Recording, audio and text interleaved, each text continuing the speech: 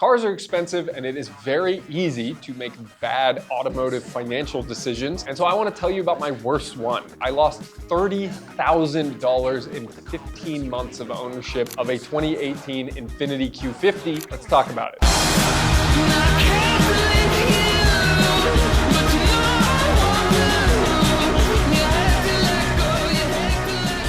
February 4th, 2018, I went out and leased a 2018 Infiniti Q50. This was the first car that I truly acquired with my own money exclusively. I had started working back in 2017. I was making a paycheck and my lease on my Honda Accord that my parents had helped me with was coming to an end and I needed a new car. I didn't really know what all my options were. At the time, I really did not know all that much about how to buy the right type of car for myself. I thought that a $500 a month payment was what I wanted. And so I basically went out to try to find the best car for myself for a $500 a month car payment. That was my first mistake, was budgeting off the payment. I was new in my career. I didn't really have a ton of savings. It's not like I was gonna put a lot of money down, but this basically represented a bad financial planning decision because it totally closed me off to a lot of options that were available to me. And I only really looked at leasing because at the time in 2018, $500 a month really wasn't gonna get me all that much on the used or on the new market. I looked at what my Accord lease had been, which was about $330 a month from 2015, and I felt like a small step up was all that was appropriate. But if I wanted the type of car that I wanted, which was some sort of luxury performance car, then my options were gonna be really slim and really only limited to leasing. And so I had a couple options. I was looking at a Lexus GS350 F Sport, and I test drove one of those, and there's a clock in the dash and it smells like a Lexus and it drives like a boat. And I realized that that was not what I wanted. And then I went and test drove an Infiniti Q50 Silver Sport. I couldn't afford a red Sport, but I drove a Silver Sport and it was fast and it looked sick in white with the black little chin spoiler on the sides. And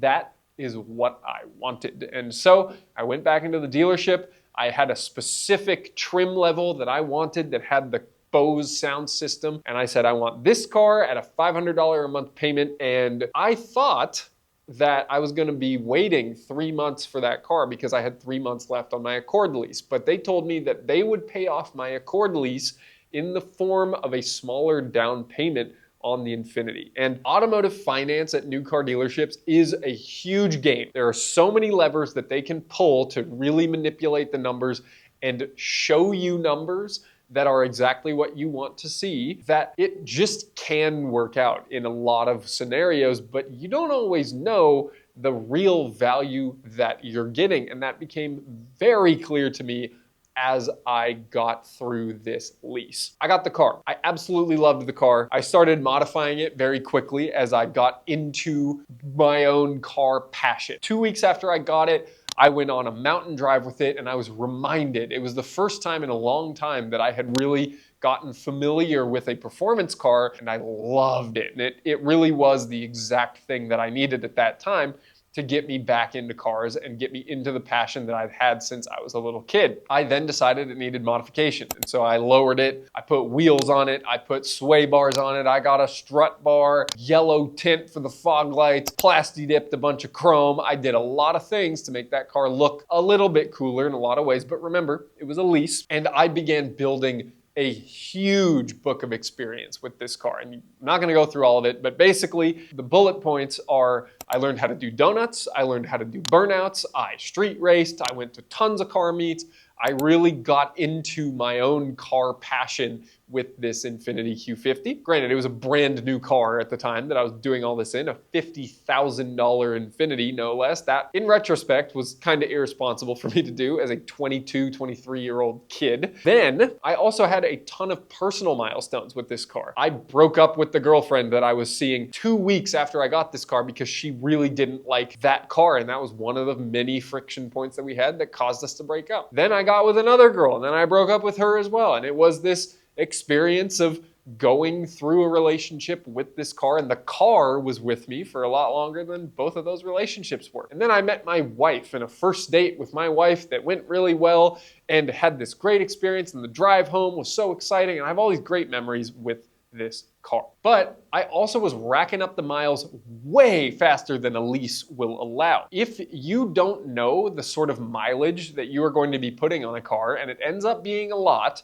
then a lease is going to get very expensive for you very quickly, because a manufacturer will typically price excess miles on your car when you go to turn it in at the end of your lease at $1 plus per mile extra. I ended up putting a ton of miles on my Infiniti very quickly. And after about a year of ownership, I was up to 15,000 miles on a lease that only had 10. And so I was trying to start limiting the mileage that I was driving that car, but that really defeated the point. I had this brand new luxury car that I wanted to drive, but I couldn't because I was racking up too many miles on my lease. Then another small problem arose. Yeah, I was 23 going on 24 years old at this point, but I had met the girl of my dreams and I had proposed to her. And I learned on our second date that she was going to be moving to London in Europe, in another country where you cannot fly a car over there all casual like and continue paying Infiniti of North America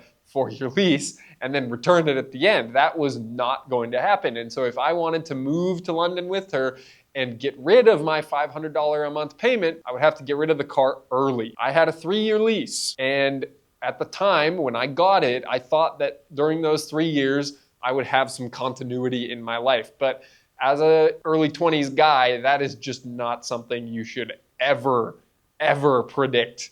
You will not have that kind of continuity in your life. You'll get tired of the car. You'll put too many miles on it. You'll want to move to another country. There's a lot of reasons why leasing, especially for that long of a time period, does not make sense when you are young. I had to get out of the lease, and I had a few months to figure out how that was going to happen, and I tried to sell the car. And I first put it back to stock. I went through a stockification day out there in the driveway, re-sticking on all the badges that I had taken off and peeling off the taillight tint and reinstalling the stock suspension. And I did all this work and sat on the car. And I tried so many different ways to sell it. I went on AutoTrader, I went on Swap a Lease. I had so many different ways that I was trying to get out of this contract. I could have done a lot more, in order to get out of the contract. But ultimately, what happened is there was a guy on AutoTrader who wanted to buy the car, a data systems architect in Southern California, and he flew up from Southern California to the Bay Area to look at my Infiniti Q50. These are not rare cars. I still to this day don't know why he felt the need to get on a plane to go and buy an Infiniti Q50. They are everywhere. You don't need to fly to find the perfect spec for you. You can just go get one at the local dealership. Nevertheless, John flew up. He met me at Infiniti of Stevens Creek, and I had them do a pre-purchase inspection on the car that I paid for. And so we did the pre-purchase inspection. It came back with, this car's pretty good, needs rear tires, otherwise in good condition. That was the mechanical report on my 15,000 mile Infiniti. John then came to look at the car. The windshield had chips in it. The paint had tons of rock chips in it from all of my spirited driving, tailgating people through the mountains on gravelly roads. He very quickly decided that the condition of the car was not worth the price that we had agreed for him to pay. And so he called his buddy and he got a bunch of quotes right there standing in front of me for what it would take to fix the car. And it was about $2,500, which in retrospect, actually pretty cheap for all the imperfections that it had. I said, no, I won't take $2,500 less because the dealership offered me $1,000 less than what you're offering me for this car. And so he threw the keys on the roof, told me that my disclosure in my ad for the car was terrible, and frustratingly walked back inside the Infiniti dealership and booked a flight home. So what did I do? Is I walked around to the other side of the Infiniti dealership and sold them the car. However, there was a problem. Infinitis depreciate a lot very quickly. I had bought the car 15 months earlier for about 50 grand out the door at the value that I'd agreed upon for my lease. But because it's a lease, there's a buyout that you have to meet in order to exit the lease. And I was not even close. The depreciation on the car far exceeded my lease payments, so that I was massively upside down on the lease. And fortunately, I had some money in the bank, but I had to write Infiniti a $9,000 check to get out of the lease. And in 2018, $9,000 in negative equity was a lot. Today, that's actually not that bad, unfortunately, for the creditors of the US. Cars have depreciated a lot faster as they've gotten more expensive but less reliable over time. And so today, you can get into a far worse financial situation than I was in, where I was actually able to write a $9,000 check to get out of that lease. So I got out of the lease. The car was basically gone from my mind, gone from my life, but in order to prep for this video, I ran the CARFAX. And I found typical Infiniti things on that CARFAX. At 65,000 miles, the engine was replaced. At 80,000 miles, it was a salvage title and then purchased in Florida. There are pictures of it driving around in Florida now, heavily modified and salvage title with a second engine in it. I'm sure it will last another 2 years at most, bringing it to a 10-year-old car. And unfortunately, that's the life when you are a young 20-something guy who buys a luxury performance car. Is you abuse the hell out of it and then you dump it. You'll lose a ton of money in the process. Somebody else does the same thing, and thus begins a horrible cycle for most Infinitis that ends with an early demise of the car. I loved it. It really brought me through a lot of really formative life experiences, but it was a horrific financial decision. If you're gonna lease, see it through to the end. You can basically wipe out all your negative equity if you just hand the keys back after you've made your last payment. You're done with that car. Whether you walked into it with negative equity or you established negative equity during the lease, as long as you stick it out to the end and you have patience, you can leave with a clean financial slate at the end of the day. You will have no car, but you will have a clean financial slate. You will have no debt to go with it. And that was the most expensive part of the Infiniti ownership experience for me. Although all the modifications that I only had on the car for a year and then took off again also hurt, in addition to massive insurance premiums. I lived in San Francisco where cars regularly get stolen and burglarized.